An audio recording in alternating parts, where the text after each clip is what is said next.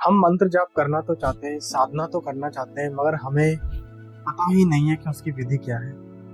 आपके मन में भी यह सवाल जरूर आया होगा। तो आज मैं आपको कुछ साधना के नियम बताता हूँ। उसके बाद आप खुद भी घर पे साधना आरंभ कर सकते हैं, मंत्र जाप कर सकते हैं।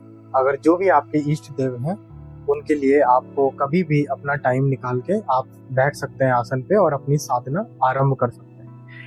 अब साधना प्रारंभ करने के लिए सबसे पहले आपको एक सिद्ध और सक्षम गुरु की आवश्यकता होती है।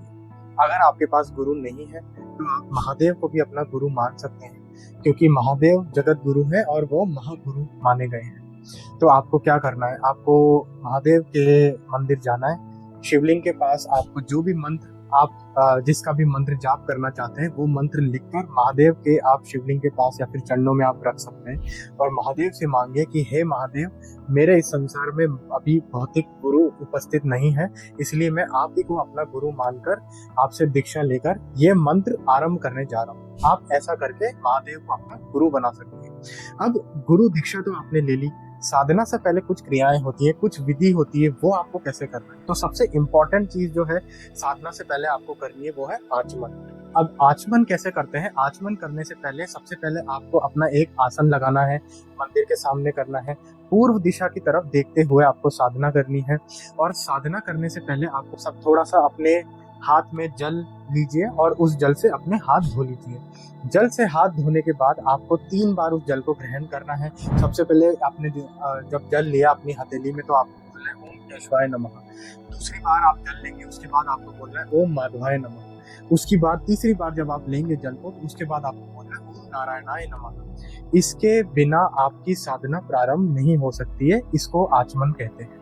इसके बाद दोबारा अपने हाथ में जल लीजिए और अपने साइड में हाथ धो लीजिए। अब आपका आचमन हो चुका है। इसके बाद जो हमारे सबसे पहले भगवान है, भगवान गणेश, भगवान गणपति, इनका ध्यान करना है। तो आप मंत्र उच्चारण कर सकते हैं, इनमें उनका ध्यान कर सकते हैं। जैसे कि आप इस मंत्र का प्रयोग कर सकते हैं, वक्रतुंड महाकाय सूर्यकोटि समप्रभा निर्विघ्न कुरु मे देव सर्व कार्येषु सर्वदा। आप ये बोल सकते हैं। इसके बाद आप बोल सकते हैं ओम गम गणपते नमः।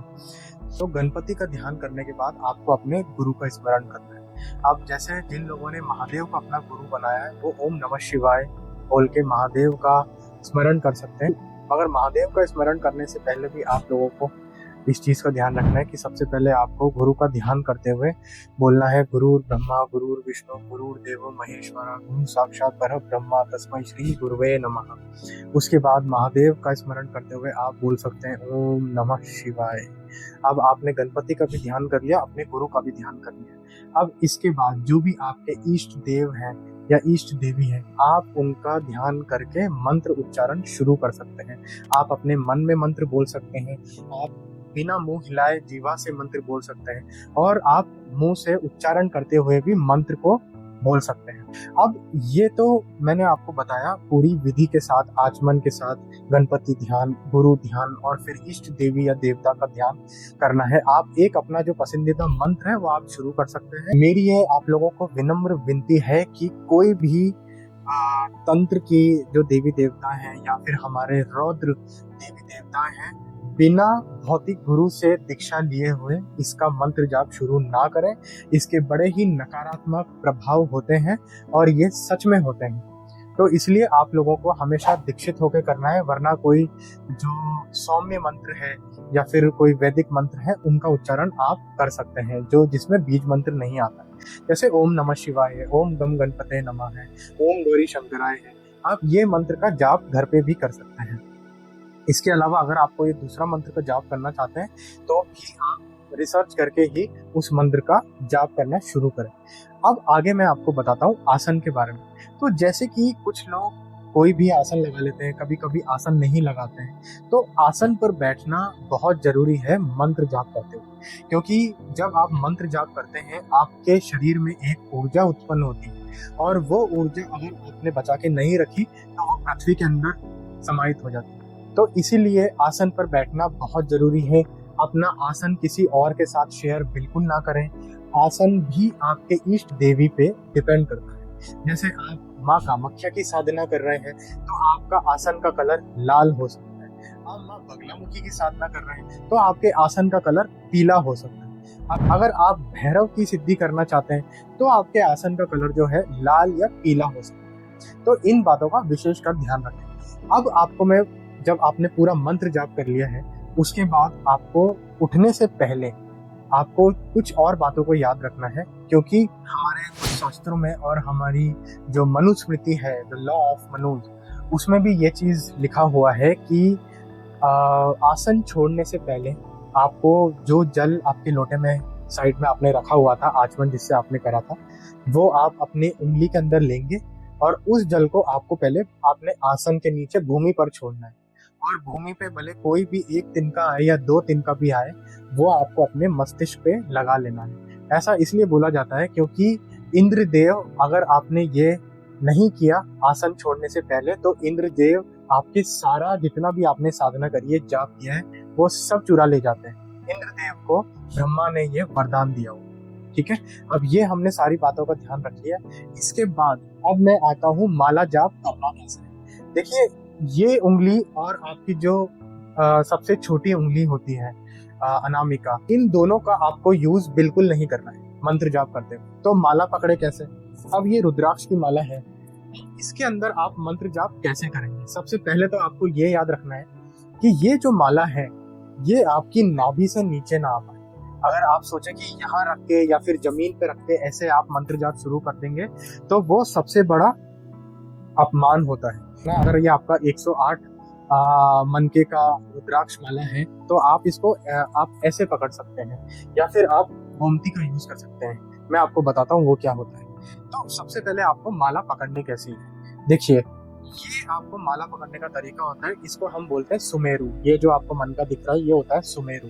इसका मतलब मैं आपको थोड़ी देर में समझाता हूँ। तो माला आपको कैसे पकड़नी है, ये अंगूठे का यूज करना है, इस उंगली का यूज करना है और इस वाली उंगली का यूज करना है। तो ये तीनों उंगलियों का यूज करके आपको माला ऐसे मंत्र जाप करना है। और देखिए, लेफ्ट हैंड से मैंने माला नीचे से पकड़ी है, क्योंकि मैं नहीं चाहता मेरी माला का मुझे फल ना मिले और मैं किसी का अपमान करूं, इसलिए मैंने ये माला पकड़ी हुई और मेरी नाभि से नीचे ये माला नहीं जा रही। तो पहले तो आपको इन चीजों का याद रखना है। ये 108 मनके की माला है, रुद्राक्ष की माला है।